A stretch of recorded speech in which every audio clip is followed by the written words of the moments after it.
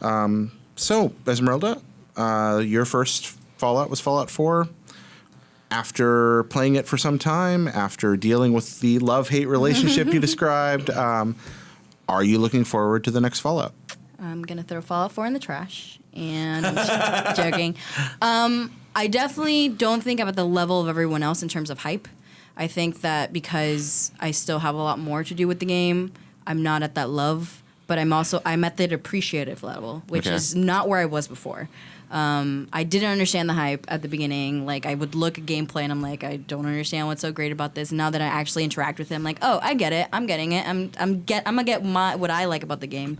So I can't really answer if I'll look forward to a Fallout 5 yet, just because I have to play more. But I definitely don't hate my time now with Fallout 4 as I did a while ago. Are you gonna keep playing it then? I am gonna keep playing. I wondered about that. As soon as I get out of that weird glitch that I got myself in, where there's that legendary ghoul that just won't get it. There are no glitches in Fallout. I don't know what you're talking about. The best part was walking out of the vault once, like, I was, they let me out and seeing enemies raining from the sky. Because, like, for some reason, like, it was popping in and it looked like goats were coming out. And I don't know why. So I was like, this is a great start to this game. Yeah, you're playing Fallout now. Welcome to Fallout. Welcome to the fold. Absolutely. There we go. Are you guys anywhere close to done with it yet? I mean, are you ready to lay it down? I have put in 30 hours at this point, and I still haven't gone to Diamond City. Okay. Like, I've talked with some people on Twitter and in the comments on IGN and YouTube about this, but like one of the great things I love about Fallout is it's a game that allows you to play it the way you want to play it, right? Yeah. Which is sometimes you don't have to.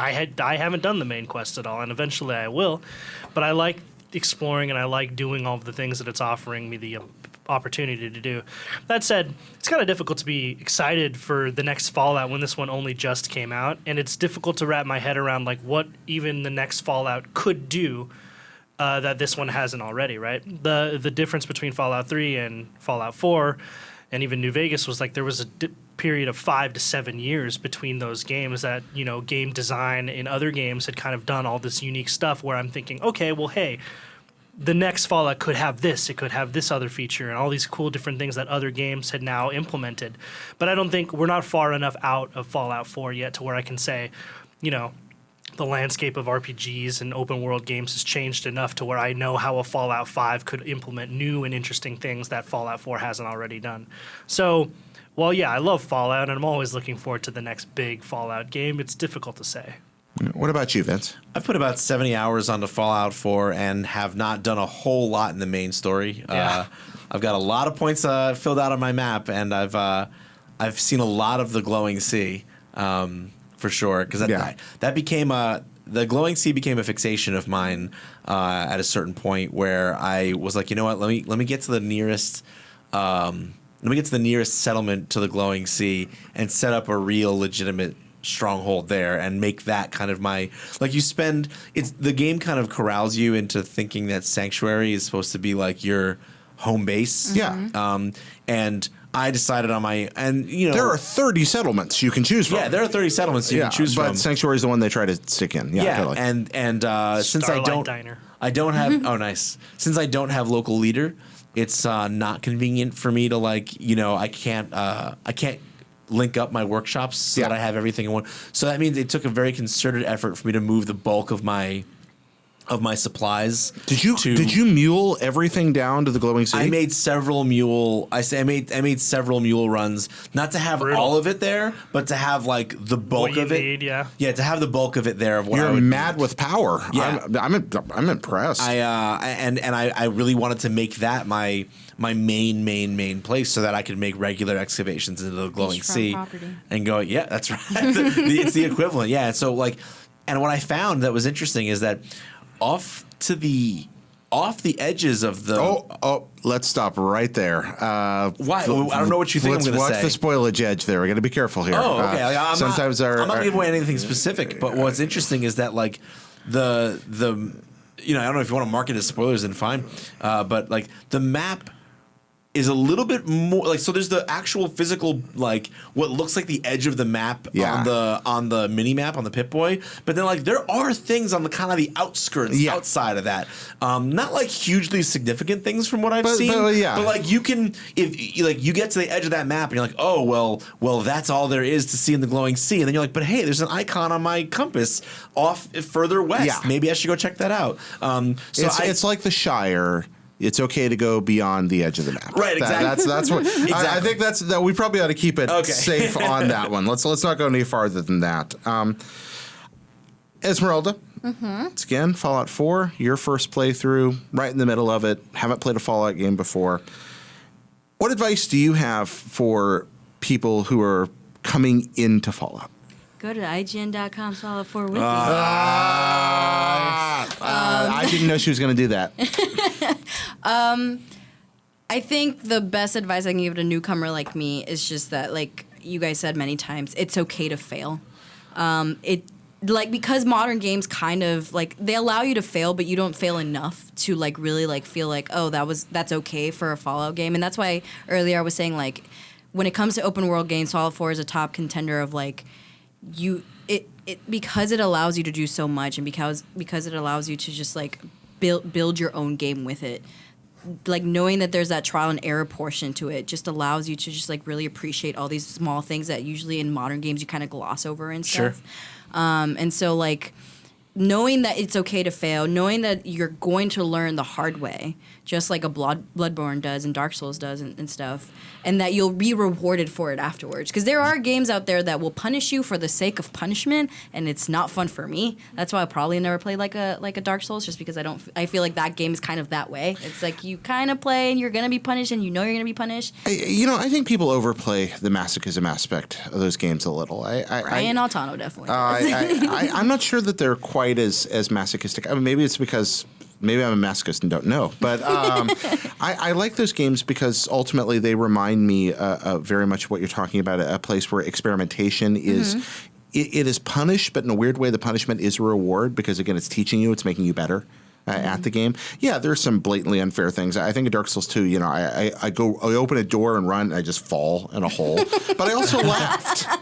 I just laughed. It's like there's a door and there's a hole. And it's like Sean's story he was telling earlier. You open the door, the raider shoots a fat man in your face. It's kind of funny. I'm okay with that every now and then as long as the stakes aren't too high. Yeah, in Fallout, like, even though there's a trial and error, like, it's spaced out enough that I'm not constantly failing all the time. Like, I may be constantly failing the objective I'm trying to reach, but once I'm done with the objective, I can just run for miles and find something new and be okay and be fine. And you also lose nothing, whereas in the Souls games, and this is what I love about them, you lose literally everything. Yeah. Like that sounds horrendous to me. And that sounds awesome to me. That's a quick thing for you guys. Go ahead, Sean. I was just going to say greater challenge, greater reward. Like, I love really hard games. That's why I love competitive games. That's why I think EVE Online is the best MMO, because you actually lose things when you die. It's fantastic. Yeah, stakes create tension, and tension is what compels me to feel like I'm part of the world. Yeah. So quick on that, Esmeralda, give one piece of advice. One piece of advice you have for Fallout players, guys. If you're going to impart a nugget of wisdom. You want to go first or want me? Go for it. So I said this a little bit on my Twitter, but the main tip I would give people is to take a good, the first time you ever go into that perk screen to put in your first point, take a good long look at all the perks and start cobbling together in your mind what you think your character looks like at level 10, at 15, at 20. Yeah. Have a vision. Like, this is not so the RPG and progression elements have become such a so ubiquitous in modern gaming. Mm-hmm. But at the same time, while they're in so many games, those development decisions, especially in action games that use them, are mostly meaningless and don't matter. Right. They're like straight line upgrades. Your gun will do more damage. Now your melee attack will do more damage. It's like, okay, fine. You're like, whatever. this is definitely a role-playing game in that sense. Yeah, in Fallout, those choices matter. Yeah, they matter. If you try to put like 1 point in everything, like, I'll put a point in this now. I'll just put 1 point in that. There's a point over there.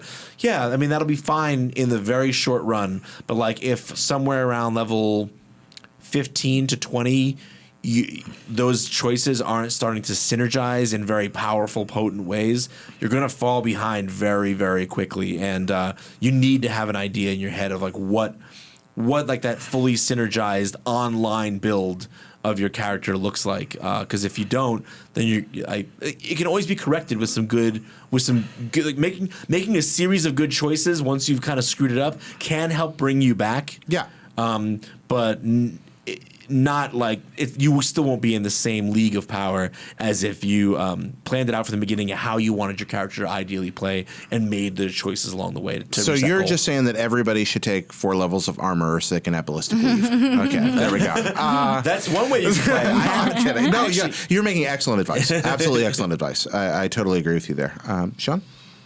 My advice is be the bad guy. Oh. Bad guys always have it better in Fallout, for sure. Are you still playing evil? Yeah, Yeah. absolutely. I didn't know I could big, steal dumb, and pickpocket people Mm-hmm. until yeah. like it gave me the options when I was in Diamond City. I'm like, I can do what? No, have, I'm gonna try to be nice. I have like my guy is like super high strength, heavy weapons oriented, like melee type guy, but he's real dumb. And I think it's real funny. So like he just walks around with a bat. He's a big dumb wandering moron. But that is like in my mind, it just allows you to take every advantage that you can. Sometimes like early on in the game, I stole something from some I forget what it was. Oh, it was a fancy suit. I saw it sitting on a shelf in some clothing store or whatever, and I stole it. And Preston Garvey didn't like that, and I was like, Preston Garvey I don't care what you think. Did you go get McCready?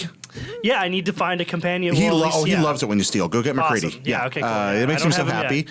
Also, he has a terribly broken perk that gives you a 95% headshot, so you should that's really go what- get I think him. you've mentioned that before. That's awesome. Yeah, I just think like His perk is dumb. Fallout His is a perk world really to me dumb. that is like it's a wasteland. There's all sorts of seedy characters out there, and even the good ones aren't entirely good. And I think that if you want to really get ahead real quick, you steal everything, you kill everyone, and you take everything for yourself. So that's Sean's advice for life. Yeah. Okay, steal I everything don't want and to be kill near everyone. you when the apocalypse comes. Or maybe you do want me. You'll be my Because friend I'll and be then the take way- everything. As No, Dwight thank you. Schrute once said, the hand that comes out of the grave is the strong hand you want on the wheel. And on that terrifying note, on to the next topic. Just real quick, who are you traveling with, Esmeralda? Codsworth. You're a Codsworth person. Okay, why Well, that's Codsworth? because Dogme kept crying, and Okay. it made me very sad. Good thing he doesn't die, otherwise it'd make me uber sad. But I felt like he wasn't really helping me anyway. Like, I'd tell him to go somewhere to distract, and he'd just come right back or just sit still. So Codsworth has actually, like, been doing a lot more damage. And, then I got to Diamond City, and I got that detective guy who's coming. Detective guy? Yeah, Yeah. the Sith? Synth, yeah, the synth, yeah. The synth If you were a from Star Sith, Wars? that would be amazing. The Lord of the Sith. He is both. Lord of the Synths. So Nick Valentine, you've run into there, but you're traveling with Codsworth at this point. Yeah, well, I switched him just recently. Do you like him? Okay. Nick? Personality-wise, Codsworth or Nick? So I haven't really played a lot with their like Codsworth really likes me just because I've He was helped your everyone. robot. Yeah. He was my robot and I helped a lot of people, so he's been kind of on my side and stuff. I haven't had anyone really like any of the companions say I didn't like you doing that. So I haven't really had like that dynamic yet of like. Well, what you're does probably that being nice. mean? Yeah, you're probably being nice around Codsworth. Yeah. He's fairly easy to please. What about you guys? Who are you traveling with? Right now, I'm still using Preston Garvey. Okay. Even though you're like, I don't care what you think, Preston Garvey? Well, now I've just made sure to be like, yo, stay over here. I'm going to go rob this place. Oh, okay. So, like, he doesn't see when I do it, which means he can't judge me. So I'm still using him. The reason is because his rifle is really good. Yeah. And, yeah, I don't know. I kind of like Preston Garvey as, like, a person. I wish they Like, I would just change wish it he so didn't like, judge me. instead of Preston didn't like that, it just said Preston Garvey judges you. Like that should, Yeah. Like a Telltale game. yeah, exactly. He Yeah. will remember Preston that. Garvey will remember that. Exactly. Oh man, Carly will remember that. That was a great moment. That was a great moment in gaming right there. Indeed. I really love that. Indeed. What about you? Who are you traveling with, Vince? Solo. I don't use a follower. Oh, okay. Do you use was it Lone Wonder then? Yep. Okay. Yeah, I I do. was wondering about that. So Yes, traveling indeed. all How do on you its pick own. up all of this stuff? Well, because Lone Wanderer gives you a bonus to your encumbrance Nice. threshold. Is it as much as having a secondary person? It's not as much, but like I'm just judicious about what I pick up then and what I drop. And yeah, Pass on all the coffee mugs, huh? you know, well, not all of them, but I do try to prioritize. This is what I'm looking for now. This is what I'm looking for now. Now, and you can offset it also by using, by coming back with power armor Yep. and kind of making those big hauls if you need to. But one of the reasons I play lone like that as well. Because you are a loner. Ooh, yeah, you know what. You're the loner with mystique. I don't know about Mystique, but yeah, the reason I do that is because I'm very, very, very stealth oriented. My whole build is centered around like huge sneak attack modifiers and multipliers, just massive, just ridiculous. And So you're Captain Min-Max. You really are. All right. Yeah. Okay. I'm Captain Min-Max. So because of that, yes, I can have my follower I can tell them, hey, you stay over there. And that can work. But it's like I can either go through all this extra hand wringing to make sure they don't screw up all the stealth I'm trying to do, or I can just get rid of them and have more base damage, which just means that sneak attack. When you that little bit of extra damage, that extra damage percentage I get, when you multiply that out through my bonus from silenced weapons, through my bonus from my normal sneak attack modifier, and then the extra modifier from being a ninja, you multiply all that out, and I'd rather have that extra damage from not having them than have That's to super deal cool. with managing them. Yeah, that's See, I really wish cool. I could re-roll at some point in the game and try out builds like that. That's one thing I wish that was a mechanic in the game or a feature. And that's why the Lord made console commands. Yeah.